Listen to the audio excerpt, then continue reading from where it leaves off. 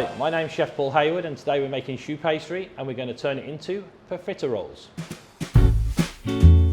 So to start, we're going to go through all of the ingredients with choux pastry. Choux pastry is a very simple recipe, but nowadays it's a very complex situation because people want the perfect choux, and to get the perfect choux we have to change and use innovation to help us. So we're going to go through each ingredient and I'm going to explain in detail what it is and why. So the first ingredient is the eggs. Here we're actually using pasteurized liquid eggs. They've been pasteurized already, completely liquid, and basically these work for me best in the choux pastry. Okay, because some of the water has also been evaporated, so they don't have as much moisture inside. With choux pastry, what creates them to rise is steam. Steam is water, water is in the eggs, but once it's rose, we want to remove that steam. This is what causes a soggy choux inside. So if you don't have pasteurized, you can use fresh, but what I recommend is blend the whole eggs, strain them through a fine strainer, and try and make it the day before. This will kind of help evaporate some of the moisture inside, and it'll basically create a much better choux for you. So fresh eggs, blend them the day before, pass them through a fine strainer, keep them in the fridge for one day. Next thing, we have milk and water. Traditionally, the choux paste only has milk. We've discovered over practice after practice, if you use the milk, it actually stops some of the cracking in the choux pastry when it cooks. Also helps with the flavor, adds a more nicer flavor to the choux pastry. So this is about the structure. The butter. This butter is 84% sheet butter, also known as dry butter. Now, what is this? This is butter we use to make croissants with. So it's a laminating butter. Now the difference with this, it has a different higher melting point, and also it has less water content than a normal butter. So again, we're adding the flavor without adding more water, because the water we want to remove from the choux once it's being cooked. So again, this is a big difference. Making 84% butter, normally for most of my cooking I use 82% butter. So you need to go to, now you can buy this stuff online quite easily, but you need to look for lamination butter or 84% or dry butter. These are the names you need to search for. The next thing, hardly see the ingredients, very smaller quantity. It's inverted sugar. Inverted sugar will help keep the choux moist after it's been cooked. So it will help with the texture and the structure of the eclair. If you don't have inverted sugar, you can use honey. It is very similar, but not as good. Again, these ingredients can be found online. Then we have salt and sugar, normal ingredients, okay? Flour, we're using bread flour. Why? Because it's got more gluten inside. This is going to help us pull all of the ingredients together, develop that gluten to give it a better structure in the eclair. So again, try not to use cake and all-purpose. If you do, you can make a choux, it will work, but if you want professional results, you need to use the professional ingredients. So this is the bread flour. Okay, so we're gonna get started. First thing we're going to do is we're going to add the milk, the water. I'm just going to turn on the stove, start heating, the butter, the inverted sugar, and again it's a very small amount, so please make sure you either scrape everything out of your container or weigh it directly into the pot. Then you don't have to do the job twice. Normally if I'm making this, I would have the pot on the scale, weigh the milk, weigh the water, weigh the butter, all the first ingredients would be into the pot, saves all the little dishes. And if you've got to wash up, it's no fun. Okay, so we've got all salt and the sugar in there as well. So the two remaining ingredients are the flour and the eggs. So first we want to do is we want to bring this to a boil, but we want to make sure that by the time it comes to a boil, everything is melted. We don't want to have it boiling away and the butter still floating around. So give it a stir. If you need to bring it to a boil on a medium heat, you need to do that. This butter's been sitting out for a little while, so it's softer. So it should be melted by the time everything comes to the boil. Otherwise, by the time the butter has basically melted, maybe 10% of your liquid has been evaporated. So again, it's going to change your recipe. Okay, so the liquids have all come to the boil. The butter is all melted at the same time. We're going to off the heat So it's not directly on the heat. The pan is not heating right now. We're going to take the flour. We're going to add the flour. We're going to use in a small whisk. We're going to combine the two. Now traditionally, when I was taught, we threw the flour in on the heat, we stirred it with a spoon, and the thing is half cooking before we've even started mixing. So this way, it just makes a lot more sense, and it works much better, because we don't want it to start cooking until everything is nice and combined. Okay, so it's all combined now. Now what we're going to do is just take all that out of the whisk. You just keep tapping. So now we're going to cook it. So if you can see the texture, it's now come together. It's nice and thick, but now this is full of water. So the next thing we're going to need to do is we need to dry this out to remove as much moisture as we can. So we're going to put it back on full heat. Now, one of the things I always remember from cooking school when I was younger was they say, cook it until it comes away from the sides of the pan. And it's come straight away from the pan now. So, I mean, these are tricks that you got back at school sometimes, not the best scientific way. So we need to keep cooking this and cooking this. And now you'll see the steam coming away. The steam is water. It's just evaporating. So now as the pan gets hot again, all of a sudden you're going to see so much steam coming away from this. So this is where a lot of people go wrong. They put it straight into here. You have too much water still in the mix. So this is a very, very important step. Even though the bottom of the pan will start to form a skin, don't worry about it, it's not burning, it's normal. But you'll see it's getting smoother now, the texture's getting smoother. It'll always come away from the sides, like the teachers tell you, but this one is actually, you're seeing all of the steam coming away. Okay, so now we've cooked it, we're going to take it, pour it straight into the machine. We're now going to mix this and we're going to allow it to cool. The purpose of the mixing it is we're going to release the steam and the heat from the choux. So all of this in a minute is going to be full of steam. And we're going to mix this until it gets nice and cool. Just a medium speed. All we want to do is just let that steam disperse. And the easy way to tell it is when you touch the bowl now, it's boiling hot. This bowl should be just lukewarm when we start to add the eggs. Okay, we're now going to just check the temperature of the dough. We want it to be at around 45 degrees or a little bit less. Perfect, it's actually 44 degrees. So what we're going to do now is close the machine back up again. We're going to start to add the cold eggs from the fridge.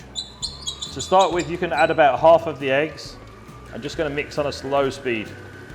Wait till that's fully combined. Then this is what we want to do from this point on, is make sure it's completely mixed before we add the next stage of eggs. So each one letting a small amount of eggs, letting it mix in before we add the next stage.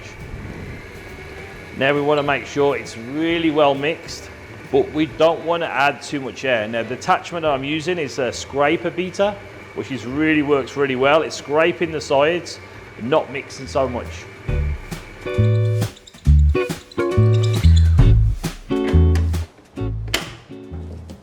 All right, so there we have our choux pastry. So the texture should be still nice and firm. Now this choux, you want it around 30 degrees for piping. Why 30 degrees? Because the texture will be at the right stage. So when you pipe, you will keep the shape. You don't want it to be too soft where it flows. So I'm just going to take the temperature again. But if your mix is at 45 degrees, when we cool it down and we add the eggs from the chiller, it should automatically go to around 30 degrees straight away. So this is by using a little bit of science and technology that we're at 29 degrees. So the mix is all ready, and we're now ready to do the next stage, which will be preparing the shapes. Okay, now we're going to form the profiterol. So I'm going to show you the traditional way. I'm going to show you my trick way. This way is very good for people that don't have a lot of experience but want to have a professional finished result. So what we do with this is we're using a silicone mold. This one is around 3 centimeters. Now just remember that your choux will grow. So you need to work out a little bit of practice with the mold that you have to the size of the choux finished. So you'll see the mold here today, and when you can buy these online pretty much from anywhere now these days. All we're going to do is we're going to take some pan spray. We're we're going to actually lightly spray into the mold, just a very thin coating. The reason being is that this is going to help coat the shoe and stop it from forming a skin.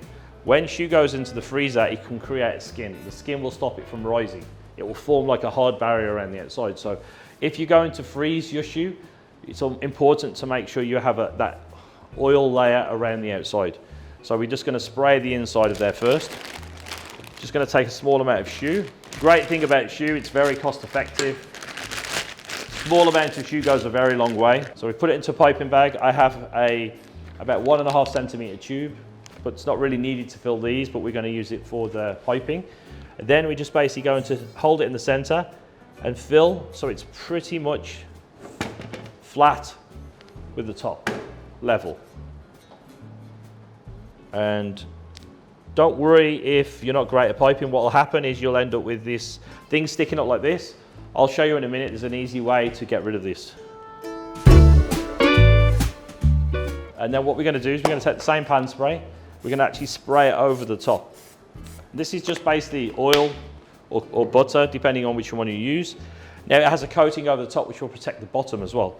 So if you just use your finger now, it's basically got like an oil coating, so when you touch it, it will not stick. But you can pat down that spike and pat down the shoe so it's nice and flat. Now remember that this flat side will become the bottom of your shoe. So if it's sticking up, when you place it on the mat, it will be leaning this way or that way, and your shoe can actually affect your shoe when it grows.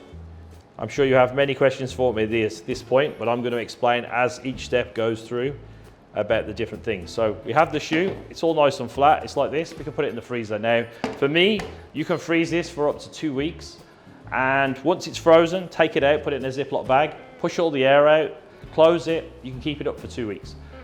We'll go to the next stage, I'll explain more about that. Now we'll go to the traditional one. Now, today I'm using one of the siliconized trays from UNOX, which is a really nice tray. It's great for doing croissants and bread and everything. You put it straight onto here. Because the shoe is quite small, we're using an air mat, which is a silica mat with holes inside, so you can actually see through it. The air can travel through, and it will help cook much better. So the traditional way is we're going to pipe the same amount, pretty much as what we're doing in there. So we're just holding about 1.5 centimeters high, squeezing, stopping, and then you want to push it around. And I always do offset, so I will pipe the first line, and then I pipe the next line in between, and then the next line in between that. Why? So there's an equal gap between all the shoe. This will create good airflow in the oven, and work with the technology of the UNOX, where everything will cook really consistently every time, and you'll get a nice rise and color. So basically the shoe's piped. Now what I'm going to do today, I'm going to show you, we're going to cook some with crackling on the top and some without. The crackling will create a perfect dome cylinder, which will be absolutely perfect. And then obviously if it has color, it's colorful too. And then you will see the traditional way without. With the crackling, it actually causes a vacuum, which makes the shoe grow much bigger. So you're getting more value for money. You're adding a little bit of cost with the crackling, but you're also getting a much bigger shoe. It also helps dry out the inside. So there is a lot of advantages to crackling. It's not just about flavor. So next step is we're going to put the crackling on top of the shoe so you can see the difference. So now we're going to make crackling dough. Crackling dough is the crunchy part that you put on top of shoe pastry, but it doesn't have to only be on shoe pastry. Works really nice with brioche bread or other sweet breads. So it's a crunchy, crusty topping. It's really, really nice. It really elevates the shoe to a different level. Very simple to use. Butter. Now we're using Demerera sugar. Demerera sugar is also known as sugar in the raw. This is a crunchy, hard brown sugar.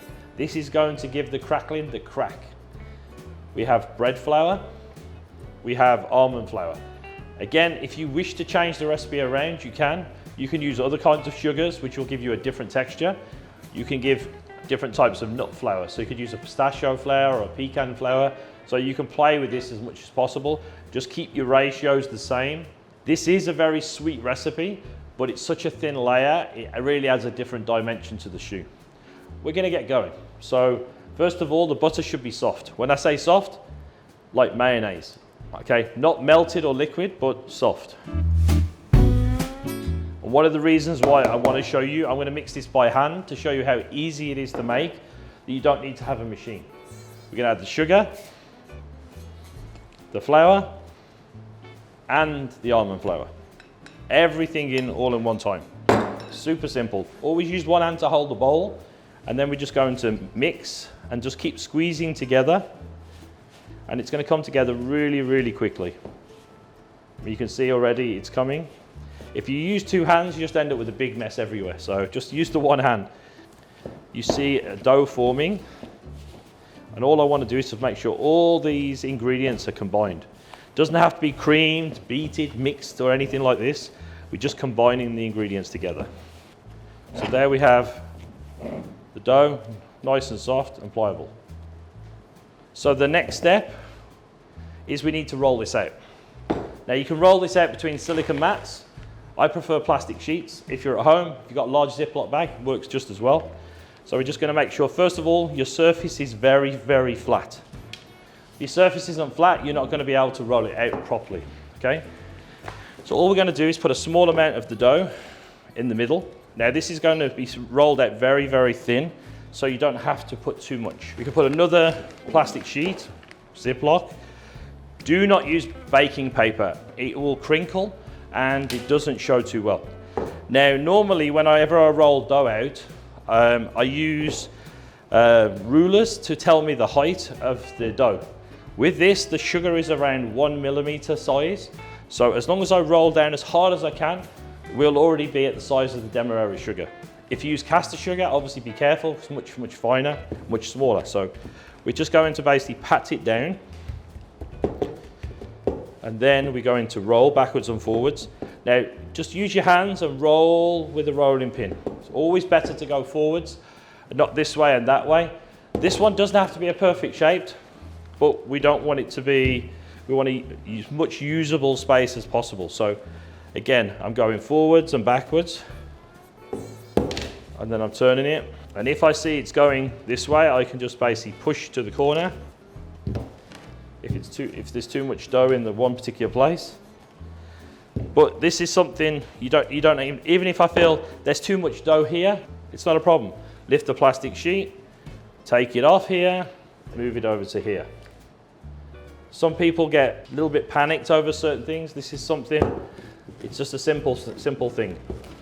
So now we're going to just keep rolling, and we basically have it ready. So it's very thin sheet, nice and flat, nice and easy. So we're going to put this onto the baking tray. This is going to go into the freezer. So the next one I want to show you, we can color this dough very, very easily. So don't have to just have a neutral color. We can also make any color you want. Red, green, yellow, purple, even a mixture. So we're just going to add, now we're using gel color, which is a concentrated color. We're just going to add a few dots, and then we're just going to mix this into the dough. Now obviously if you're working in a shop or you have a business, you get an accurate scale, a precision scale, and you can weigh the food coloring into your mix. Then you can go down to 1/2 gram, 1/4 gram. So every time your color is identical. So basically the color is in the dough, and all we're doing now is just mixing it until all the color is the same. So now we have a nice green, which could be for mint, could be for pistachio. You always want to make your color slightly darker than the finished product, because it will get a little bit brown in the oven. You won't lose the color, but you will get caramelization, which will change the color. Okay, so now we have that in here, same procedure. We're going to push down a little bit just to start it off this way, and roll backwards and forwards, nice and even, rolling the rolling pin up and down your fingers, through your hands up to your wrists. Side to side, and that one's ready. So this is going to go into the freezer until it's frozen, and then I'll show you the next step. Okay, so now we're going to make chocolate ganache for the profiteroles. This can be used as a glaze or just simply drizzled over the top as a sauce. First we're going to take the 35% whipping cream, pour that into the pot.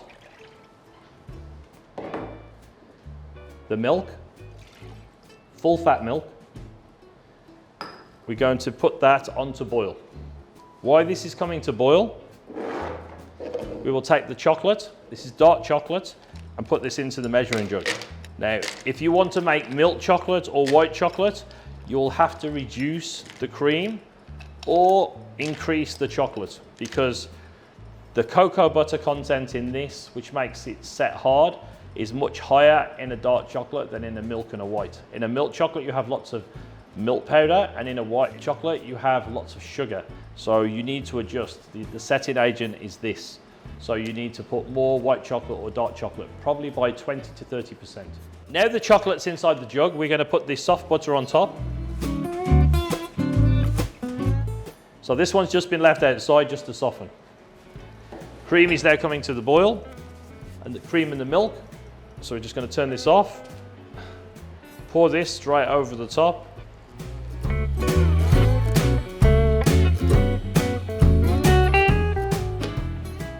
And then we're just going to give that a little shake.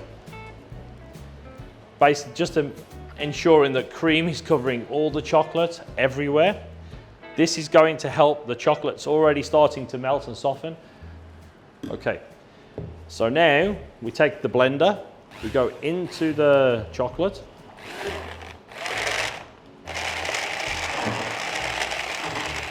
Going up and down and around the jug. So what is happening here is the temperature of the milk and the cream is melting the chocolate. At the same time it's melting, it's also cooling everything down. Okay, so there is our ganache. We can use this for many, many different things. We can use it as a coating, we can actually leave it to cool, use it as a filling for a cake, we can dip it as a glaze, we can heat it, make it hot, use it as a sauce. Such a versatile recipe. Okay, so the profiteroles are now frozen, so they can just simply pop out. I'm just going to flip them onto the mat, just easily like this, just pop them all out. And then we're going to do the same, we're going to spread them out, so we get nice airflow. And then next, we're going to do the crackling on the top. We have the frozen crackling. So while it's important to work fast, it gets soft very, very quick. So we're just going to take the plastic sheet, peel it off, flip it over, put the smooth side back on, flip it over, and then we're going to remove this sheet. The purpose of that is so that it's not sticking to the plastic. So when we cut, it will come off very, very easily. We're just going to take a cutter that's about twice the size of the actual shoe. We're going to cut, push down, make a disc, and then we're going to take a nice flat disc and place it on top of the shoe. Okay, so we're going to push down, turn, release it from the inside of the cutter with your finger, and we're going to do that on both the shoe. The one that was just free-form piped and the one that was frozen. We'll do, like I say, we're going to do some on both, and then we'll change to a different color. So the reason why it's so big is obviously the shoe is going to grow quite quickly and big. So as it grows, this will cover the whole of the outside of the shoe, making it very uniformed. Okay, so now we're going to do the same thing with the green crackling dough. We're going to take off the top sheet, flip it over so we have the side that hasn't been used, flip the dough over, peel this one off, then we can just keep these. Again, these can be reused again and again, no need to throw away. Also, the leftover dough can be put back together, re-rolled and used again, 2 or 3 times at least. Okay, so we're going to take the green one. And the popular trend now is people love to do the colours, especially when it's their national day, and they can choose all their colours of the flag and create something unique. Or if it's Valentine's, make them pink or red. So you can change it, you can make them festive. And the circle needs to be nice, even and perfect. If it's not perfect, just put it back on the tray. We can re-roll it, use it again next time. If the circle is not perfect, when it rises, you'll get, the shoe will not be perfect. You'll have part of the shoe that won't have the green on the side. So now we're going to wait for this one to defrost, then we're going to bake both trays at the same time, same temperature. Okay, so now we're going to set the oven. Now the important thing to remember when you're going to cook shoe is you need to start with a hotter temperature to get the lift, and then afterwards you need to lower the temperature to basically dry the shoe out for a long period of time. So you remove all the moisture from the inside of the oven. So we're going to hit set, First of all, we're going to go to 170 degrees. Time, we're going to do 10 minutes. Fan speed, 1. Once we hit start, the oven will do smart preheating. It will heat the inside chamber, all the metal walls, everything to the temperature, and then it will let us know when it's ready so we can put the choux into the oven. Normal ovens, just basically the air temperature heats up. Once we open the door, we'll lose all that temperature. This is especially important when we come to choux pastry, where we need to make sure we have that boost of heat at the beginning. Now you see the smart preheating. It will tell us when the oven is completely heated. This will change in time depending on if the oven has been used earlier in the day or it's starting from fresh and it's completely cold. So the oven is beeping, telling us it's ready. Now it's time to load in the profiteroles for baking.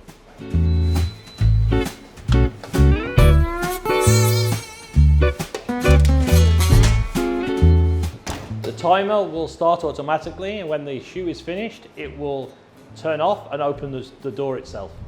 Okay, we hear the timer, the profiteroles are ready. We're going to get them out of the oven.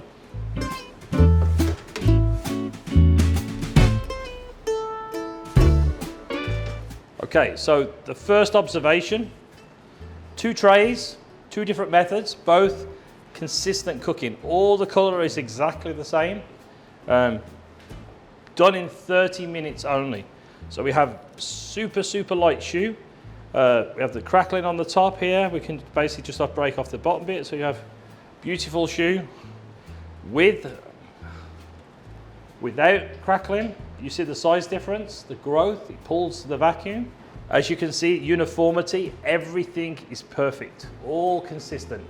This is due to the AirPlus system. The AirPlus system in an UNOX, a little bit different to most people's ovens. The airflow, the fan will rotate 2 different directions. It rotates one way, then rotates the other. What this does is pushes the air right into the corners of each time. When the fan turns, it pushes it into the opposite corner, causing uniform cooking all of the time. The only oven that has this kind of technology. You can see all of the colour exactly the same. We don't have to rotate the trays, change the shelves halfway through cooking, which is a nightmare when it comes to choux because you cannot do. Open the oven during cooking of choux, the choux is going to collapse. Right now we have beautiful choux, nice and light, and it's all cooked quickly in 30 minutes. So what we're going to do now, I'm just going to move these trays. We'll take 1 choux from here and 1 choux from over here. Remember, this choux has just come out of the oven. So here is the choux inside. This one is slightly wet. This one even more hollow. 30 minutes, you've got choux cooked like this. Really nice. Now, obviously this is still hot. Once it cools down, you'll have an even better result. Okay, so we're going to make the pastry cream. First thing we're going to do is pour the milk, which has been mixed with the vanilla, into the pan.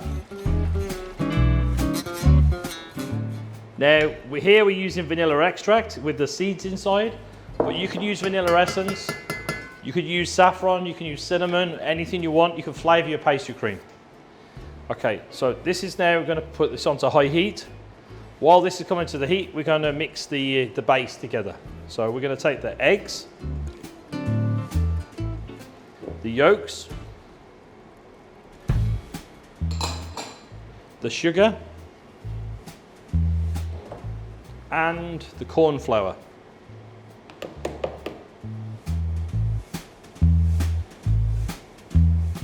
And we're going to just basically mix this together until it's a smooth paste. Pastry cream for me is one of the important basic recipes of pastry. This one can be used so much for so many things. It's important just to get the basics right. This is just a basic custard. It can be modified in many ways. So we're just going to bring that milk to a boil. We make the pastry cream, we can soften it, whisk it until it's nice and smooth and cold. We can add whipped cream to it, we can add flavours to it. There's so many things we can do with this. Okay, just coming to a boil now.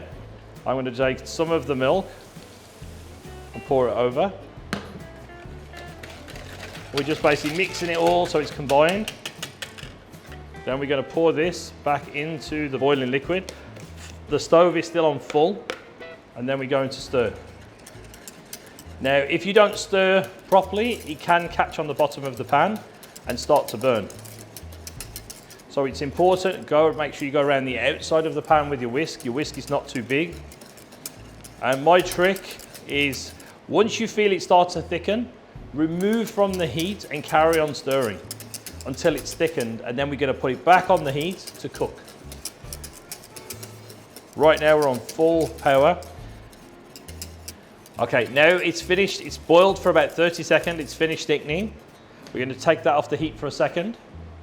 Then I want it to cool fast. So if you want things to cool fast, you need to have more surface area, which is basically just a little bit of science. So we've got a shallow metal tray, so only a couple of centimeters thick. I've lined it with an industrial cling film. This is heat proof. You have to make sure you have an industrial cling film if you're going to do this way, because if you don't, what will happen is your cling film will melt. So otherwise you can put it into a container, you can put baking paper or something straight on the top, because we want to cover the surface directly with cover, otherwise it will form a skin. So now this is covered like this, we're going to just take the cling film, place it over the top, push this directly onto the top of the surface to prevent it forming a skin. This is one of my top tricks.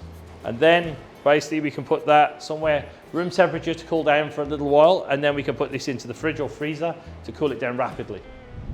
Okay, so the pastry cream is now gone chilled, nice and cold. We've removed the top sheet of the pastry cream, the cling film that was on the top. As you can see now, it's got firmed up nicely. So this one is more of a culinary recipe, where when I say culinary, it's nothing really weighed out. It's all depends on the customer, because the chocolate is quite strong. The custard, you can have it very light in chocolate, or you can have it very dark in chocolate, depending on your personal preference. So all we're going to do is take some of the pastry cream, put it into the bowl, and then we're going to just take the hand whisk, just give it a whisk,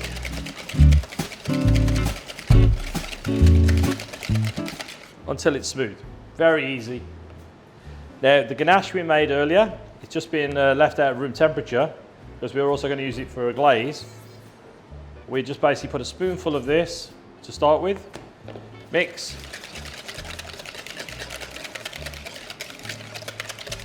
and then you can decide by tasting or by the colour if you want more or less.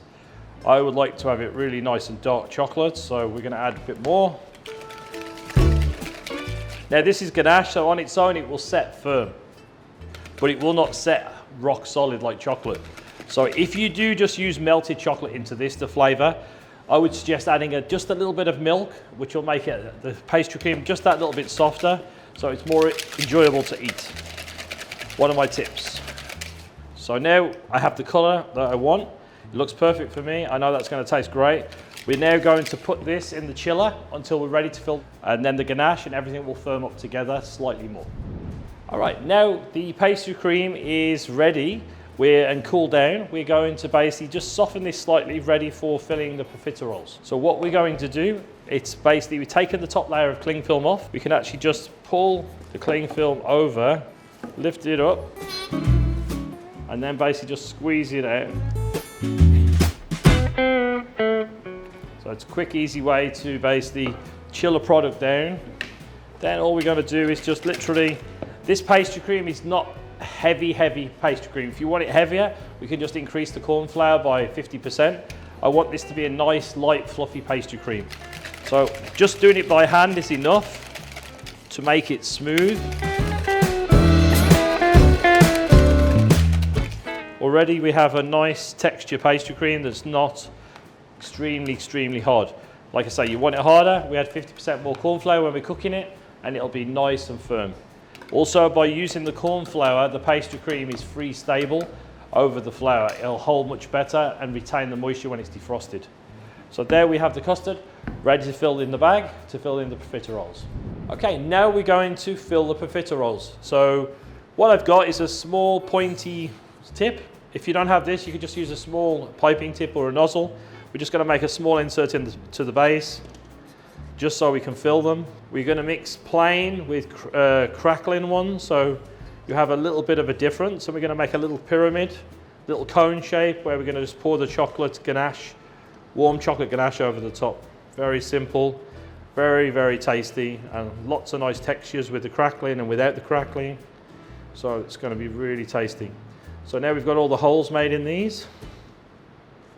Next thing is to put the pastry cream that we softened into the piping bag.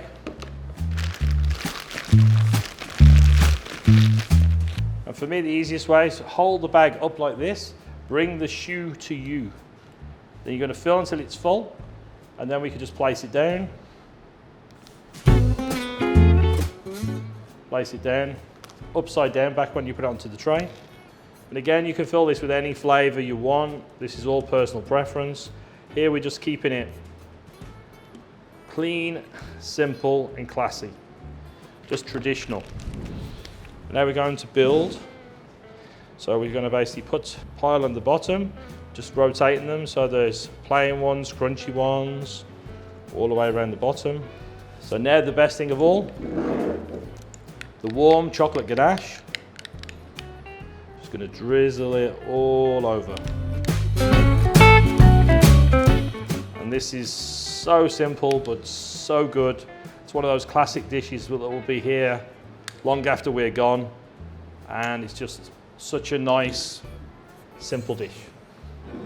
And there we have profiteroles with crackling, filled with vanilla pastry cream and a warm chocolate ganache.